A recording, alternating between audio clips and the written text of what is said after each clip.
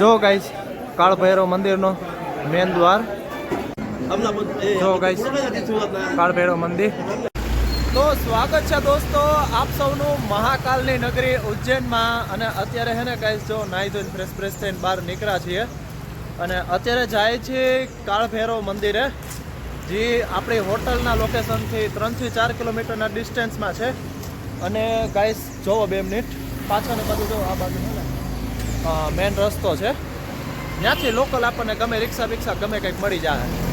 તો અત્યારે જો કાંઈ હાલતા થયા છીએ અને જોઈએ કેવી રીતના દર્શન થાય છે, શું સિસ્ટમ છે ત્યાંની. તો ગાઈસ બહેના રહેજો અમારી હારે. પહેલાં અહીંથી જાય છે કાલ ભૈરવ મંદિરે, કારણ કે માન્યતા છે ગાઈસ, પહેલાં કાલ ભૈરવ મંદિરે જઈ પછી ત્યાંથી મહાકાલેશ્વર જ્યોતિર્લિંગ જાય, બરાબર ને? એનો શું ઇતિહાસ છે કયો? હું પહેલી વાર જાઉં છું, હું જાણવા જ માંગુ છું. તો હું તમે બ્રાહ્મણ બહેના એવું થોડું છે, ભામણ બેન બધું જોતા. દીપકભાઈ પંડ્યા નામ છે ભાઈનું.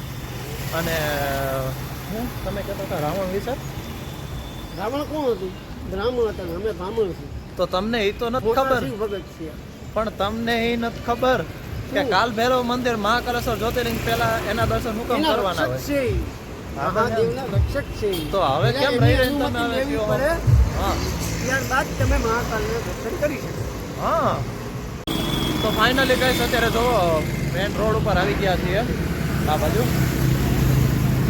મેન રોડ, આ બાજુ રેલવે સ્ટેશન આવે, ઓલી બાજુમાં હોય મને નથી ખબર. તો અત્યારે ઊભા છીએ અને વાહન ગોતીએ છીએ. તો હાલો રિક્ષામાં બેહીને અથવા તો ગમે ટૂંકમાં લોકલ વાહનમાં બેહીને હું તમને મળું. ગાઈસ રિક્ષા મળી ગઈ છે અમને અને ફાઇનલી મળી ગઈ છે અમને. ફાઇનલી મળી ગઈ છે ગાઈસ, બહુ મુશ્કેલીથી મળી ગઈ છે.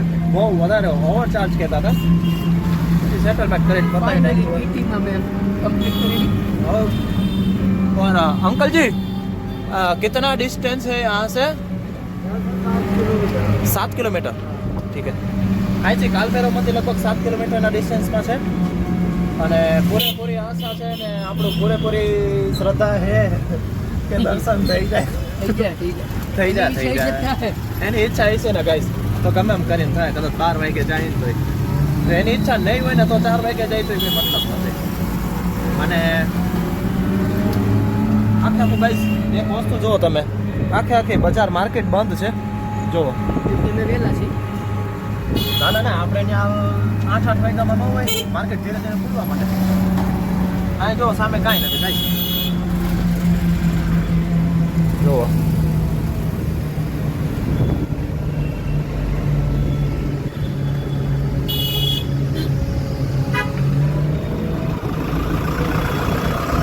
કાલ ભૈરવ મંદિરે પૂગી ગયા છીએ. લગભગ 6 થી 7 કિલોમીટરનું ડિસ્ટન્સ રહ્યું મારી હોટલેથી. અને જો હું તમને આગળ પાછળનો બધો ક્રાઉડ દેખાડું, જુઓ સરખી રીતના. ક્યાં ભાગ્યા દીપક હતા તમે? જોઈ લો કાંઈ આ બાજુ જો સામે બોર્ડે માર્યું છે મંદિર જાને કા પેદલ માર્ગ. હાલીને જવાનું જો ઓલી બાજુ જોયું.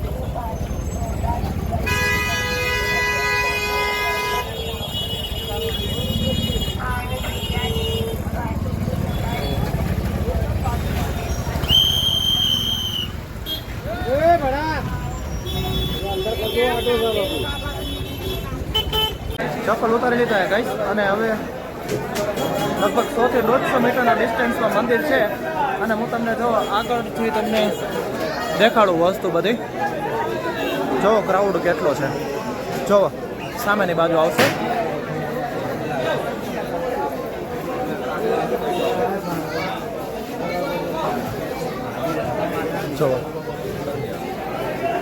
જો અહીંથી લાઈન ચાલુ થાય છે, સામેની બાજુ જો ગાઈસ કાળ ભૈરવ મંદિરનો મેન દ્વાર જોઈ શકો છો. જો અહીંથી લાઈન ચાલુ થાય છે. નાના છોકરાઓના રમવાની વસ્તુ, આ તે બધું દૂરબીન અને પ્રસાદ બધી જ વસ્તુ આ મળે છે. તો લાઈનમાં લાગી ગઈ હવે, બરાબર ને હતા?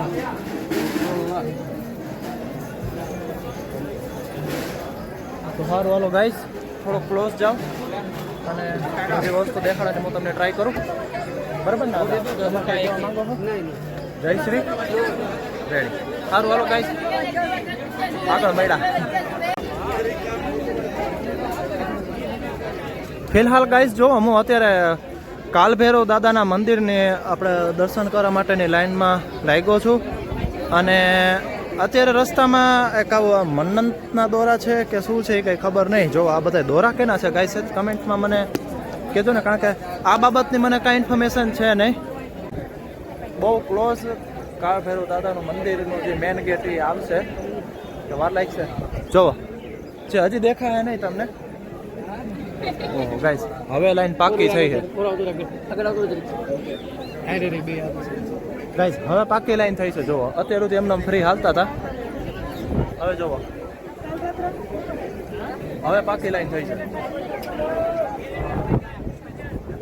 તો સારું હાલો ગાઈસ જોઈએ કેટલા ટાઈમમાં દર્શન થાય છે. જો ગાઈસ ઉભા રહ્યો, જો વાંદરા છે અહીંયા. જય બજરંગબલી. થોડાક આગળ આવી ગયા 10 થી 15 મીટર. હા વાંદરા દેખાણા એટલે મેં કીધું લાવો તમને દેખાડી દઉં. જય બજરંગબલી. જો ગાઈસ એટલું પબ્લિક છે અને મેઇન ગેટ અત્યારે છું. અને હું જો સામે મંદિર છે આ બાજુ. જુઓ જો અહીંયા એટલી લાઈન છે.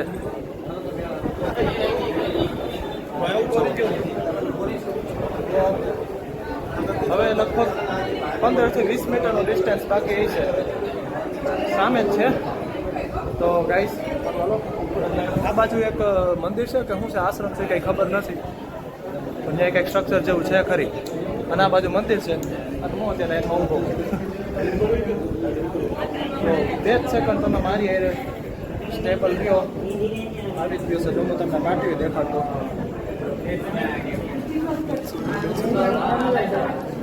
વાર લાગશે કાંઈ સારું, કારણ કે લાઈન ઊભી રહી ગઈ. જો લાઈન હાલતી રહેતી હોત ને તો હું તમને દેખાડે. તો કંઈ સાથે કે પબ્લિક જુઓ તમે પાછળનું તો તમે જોયું છે આ બાજુ.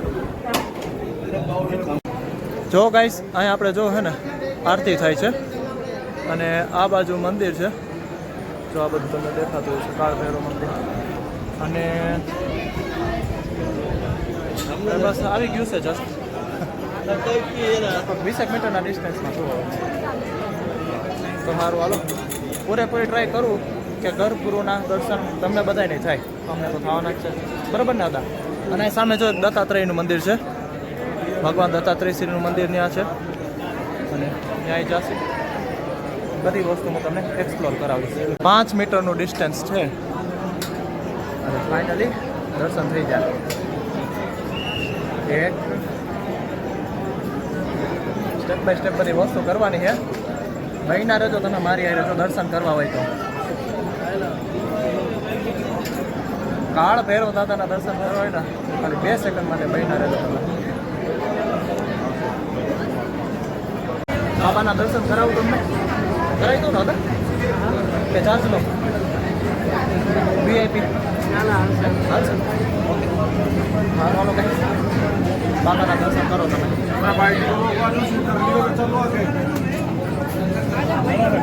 हाँ इधर आ जाओ, सेम रास्ता दो इधर उधर उधर भागी रहो। इधर वाले इधर जाएंगे। क्या कर रहा है? लाइन बिगड़ती है हमारी। आ जाओ बेटा, चलो आगे। चले चले चले चले चले चले. જો ગાઈસ આવી રીતના દર્શન થયા હે.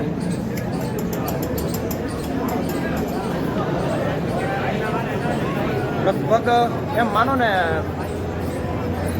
2 થી 3 સેકન્ડનો સીન લઈ ગયા આપણે. लाइन में लगे तो सबके हाथ में रहता है. દર્શન કેવા થયા એ તમે મને કમેન્ટમાં જરૂર કહેજો.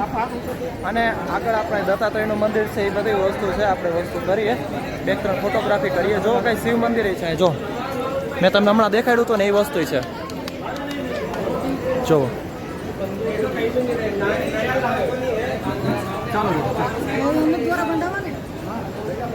જો તો વિડીયોમાં લખી નાખો ઓમ નમઃ શિવાય, જય કાળભૈરવ દાદા. અત્યારે હું જાઉં છું દત્તાત્રેય મંદિરે, જોઈ શકો છો તમે. જુઓ આ બાજુ આવું કંઈક મંદિર છે જો સામે એક મુખી દત્તાત્રેયનું મંદિર છે.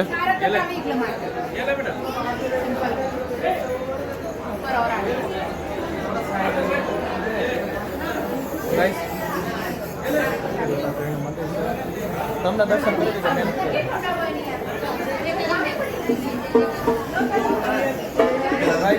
દત્તાત્રેયનું મંદિર છે, દર્શન થઈ ગયા છે. અહીં પીવાનું પાણી પી લે. હા મજા આવી ગઈ ગાઈસ. 2 સેકન્ડ હાલો પાણી પી લઉં કારણ કે વાઇડ એંગલમાં છે ને બેઠા. હાય ગરમી. તો ફાઇનલી ગાઈસ બાબા કાળ ભૈરવના દર્શન થઈ ગયા છે.